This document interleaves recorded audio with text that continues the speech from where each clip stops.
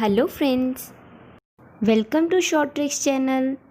As you know today is Shivratri और भगवान के बहुत सारे भक्त होंगे जो भगवान को मानते हैं, उनमें विश्वास रखते हैं और कुछ ऐसे भी हैं जो भगवान को नहीं मानते, नहीं पूजा करते. तो अगर हम इंग्लिश में बोलना चाहें then what should be the words? Let's discuss through the vocabs. First word is theist. Means a person who believes in existence of God, जो भगवान को मानता है और जो भगवान की पूजा करता है. और अगर कोई नहीं करता, मानता ही नहीं है कि भगवान होते हैं, then that is called atheist.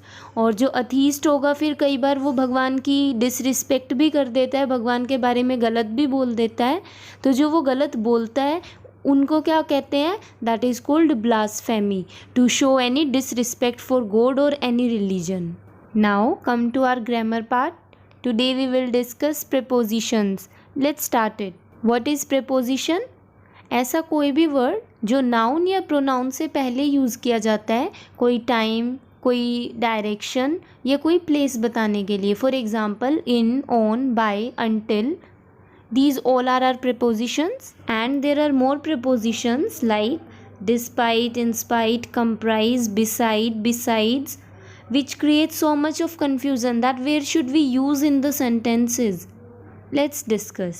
अभी हमने देखा कि preposition noun और pronoun से पहले आती है, but कुछ cases में वो verb से पहले भी आ सकती है. So look at the rule and its example is he is aiming at passing the exam and making his family proud of himself. You can see that there are two verbs, one is pass and other one is make.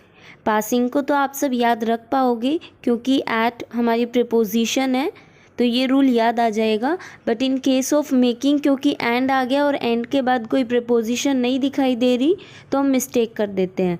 So keep in mind कि and से पहले कोई preposition तो use हुई होगी, उस preposition को लेके चलना है. दैट्स वाई यहाँ हमने मेकिंग किया है.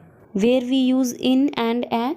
यू ऑल नो कि इनका यूज़ होता है morning, evening, afternoon, year, week, month, decades में. मॉर्निंग एंड इवनिंग के सिनोनिम्स हैं, that is dawn and dusk. And dawn means time of early morning and dusk means evening time.